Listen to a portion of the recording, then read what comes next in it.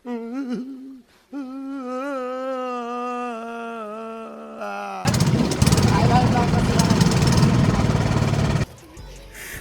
গান গেয়ে পরিচয়।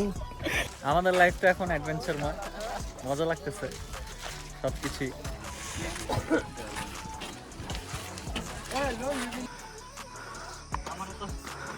কম সময় সবার আগে উঠছি। আমার বন্ধুরা তো গন্ধ কমবে না, এই বাসটা ঘামের গন্ধ, জুতার গন্ধ, রাস্তার ময়লার গন্ধ, লাগছে গন্ধ।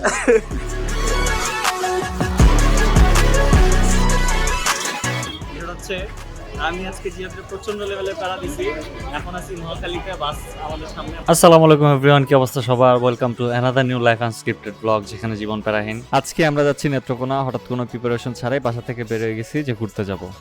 এই আমার একটা হ্যাঁ, বাসটার নাম কি? সালমান ভাই, যে আমাদের আমার বন্ধুরা তো গন্ধ কমবে না, এই বাসটা ঘামের গন্ধ, জুতার গন্ধ, রাস্তার ময়লার গন্ধ, লাগছে গন্ধ। আমি এত ট্রাভেল করছি, এত গন্ধ নিয়ে ট্রাভেল করি না আমি।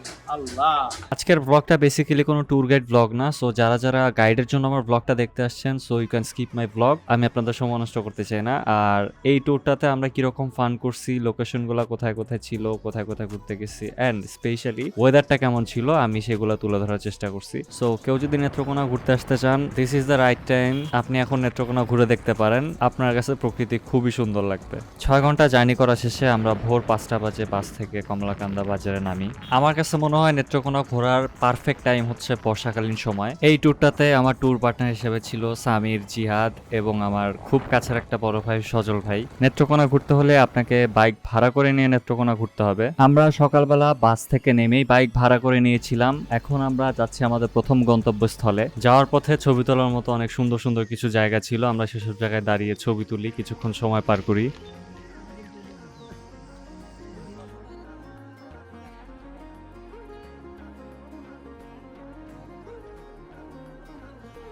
যাবেন নাকি ইন্ডিয়াতে? ওই যে ইন্ডিয়া যাবো।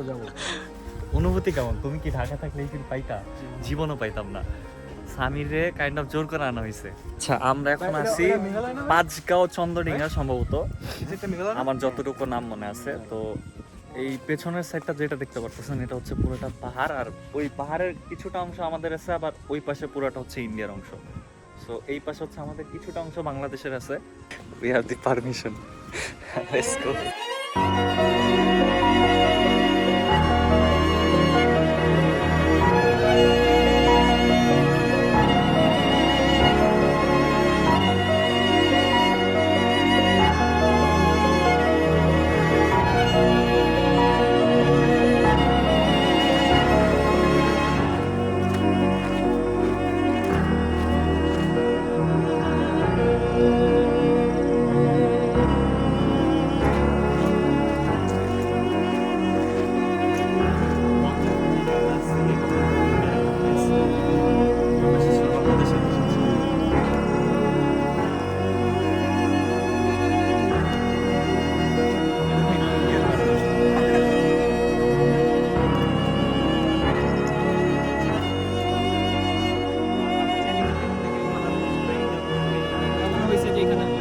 অনেকে ইন্ডিয়াতে ঢুকছে, এ পর্যন্ত আসছে এখান থেকে, যে যার জন্য ইন্ডিয়াতে ঢুকে গেছে।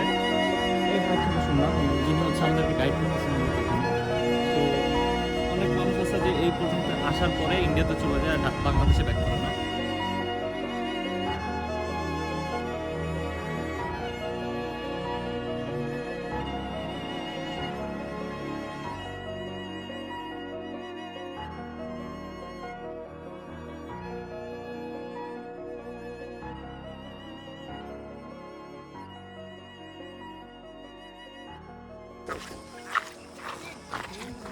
আমরা আমাদের প্রথম গন্তব্যস্থল ঘোরা শেষে এখানে এসে পড়ি সকালে নাস্তা করার জন্য। যে শুটকি ভর্তা, খিচুড়ি আর ডিম ওইখানে ভাজতেছে, চলে আসবে। ভাই খাবারটা কেমন? চলে। সবথেকে বড় কথা, খিচুড়িতে মশলা কম, পেট জ্বলবে না। মানে আমি তো বুড়া মানুষ, আমার লেগে ভালো। সকালে নাস্তা শেষ করে আমরা আমাদের দ্বিতীয় গন্তব্যস্থলের জন্য বের হয়ে পড়ি। আর এদিকে আবহাওয়া একটু মেঘলা ছিল আর মাঝে মাঝে বৃষ্টি পড়তেছিল, তো প্রকৃতির সৌন্দর্যটা খুবই অনুভব করতেছিলাম আমরা বাইকে বসে।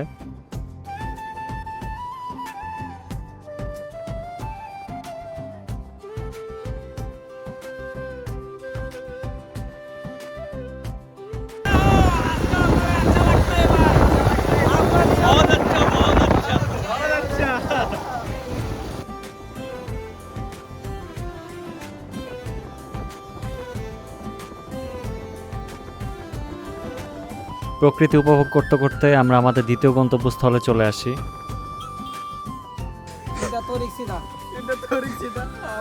हम लोग किधर से किधर किधर इधर 10 টাকা तुम क्या ये सीन देखोगे? हाँ ये भी दिखाऊंगा ना, अब मैंगो खा रहे हैं इधर आके। এই যে মজার জিনিস শুনো, তোমার যদি মিডিয়ার পরিচিত থাকে না, তাহলে তুমি এই রেস্ট হাউসে থাকতে পারবে। বিডিআর তো আছে না, দরকার কি ভাই? भैया কি ভাই? दुख की रग में हाथ रख दिया एक लड़के का। भैया भाई हमको बाजेट ক্রস করে যেতেছে ভাই। थोड़े से स्टेप में 3000 क्रॉस कर रहा है। আচ্ছা মেইন কথা দিতেছি কি, আমাদের বাজেট হইতেছে 3000 করে, কিন্তু বাজেট কেন জানি বাইরে যাইতেছে অটোমেটিক। আমরা একটু বেশি উদার হইছি, মানে আমাদের বাজেট একটু ছিল কত 2000 2000, থেকে হ্যাঁ। 2500 আড়াই থেকে 3 এখন দেখতেছি ফিলে আমরা সব খরচ করে ফেলাইতেছি। জানি না লাস্ট পর্যন্ত কত যে টাকা আপনাদেরকে জানানো হবে, লাস্ট থেকে একদম ব্রিফ করে দিব কি রকম কি কোত্থেকে বাস উঠছি কিভাবে কি সব ডিটেইলস বলে দিব। বাট একটা মজার জিনিস হইছে, আমরা ব্লগগুলোতে 5ই আগস্টের পরে যেভাবে মানুষ বলছে এখানে যেতে দেন এখানে যেতে, বাট আমরা যে দুজন বাইক নিয়ে আসছি ওরা দুজন আমাদেরকে খুব ভালো সার্ভিস দিতেছে, অ্যাটলিস্ট স্পেস দেখানোর ক্ষেত্রে লোকেশনগুলো খুব সুন্দর করে দেখাচ্ছে।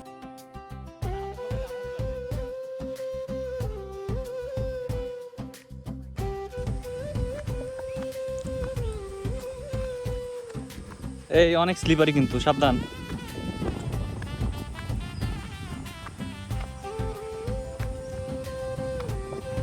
আমরা সকালে ফার্স্ট আসলাম এখানে, আমাদের আগে কেউ আসে নাই এখন পর্যন্ত। তো আমরা মোটামুটি সব স্পটগুলোতেই সবার আগে যাওয়ার ট্রাই করতেছি, বিকজ মানুষজন থাকলে ওইখানে একটু কেমন যেন লাগে। আসছি ঘুরতে, নিরিবিলি নিজের মতো ঘুরবো। আমার মানুষের সামনে ভিডিও করতে কোনো প্রবলেম নাই, কিন্তু পিসফুল কিছু প্লেস দরকার।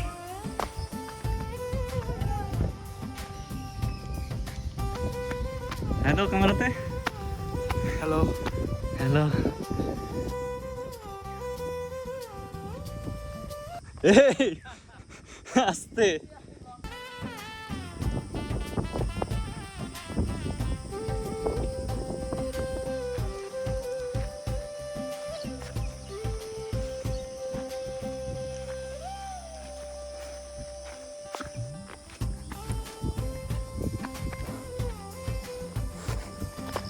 আমি তো লাফায় লাফায় উঠতেছি, স্পাইডার মন।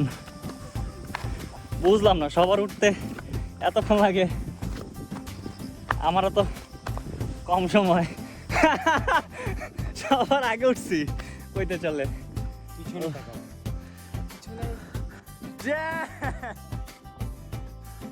ভাই সেরা সেরা।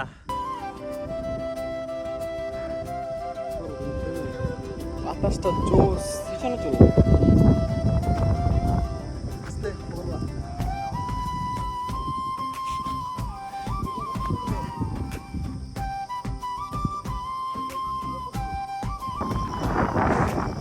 এটা আসলে অনেক উঁচা, অ্যান্ড ভাগ্যেস আমার জুতায় গ্রিপ আছে, নাইলে ওখানে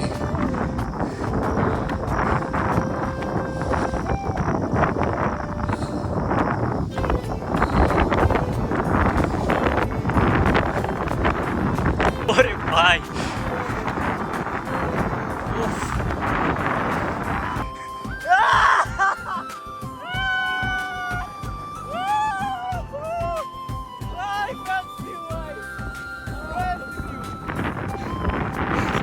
হাঁপাই গেছি লিটারালি। পেছনে যা দেখতেছেন অস্থির লেভেলের ভিউ। মন জুড়ে গেছে। এই তোমরা সাপটা উঠে আসো। ভাই এখানে ছবিগুলো জোর মন জুড়ে গেছে ভাই। আমরা এখন যেখানে আছি এটার নাম হচ্ছে বঙ্গটিলা। টু বি অনেস্ট এইখানে আসার পরে আমাদের কাছে মন জুড়ায় গেছে প্রকৃতির সৌন্দর্যটা। কারণ হচ্ছে আমরা নিচে থেকে বুঝতেই পারি না যে উপরে ওঠার পরে এরকম একটা সুন্দর পরিবেশ দেখা যাবে। আমি ব্লগ করি মেইনলি আমার ফোন দিয়ে, আর এখানে একটা টাইম ল্যাপস নেওয়ার জন্য ফোনটাকে স্ট্যান্ড করে রাখছিলাম। আর স্ট্যান্ড করে রাখার পরে যে অ্যাক্সিডেন্টটা ঘটে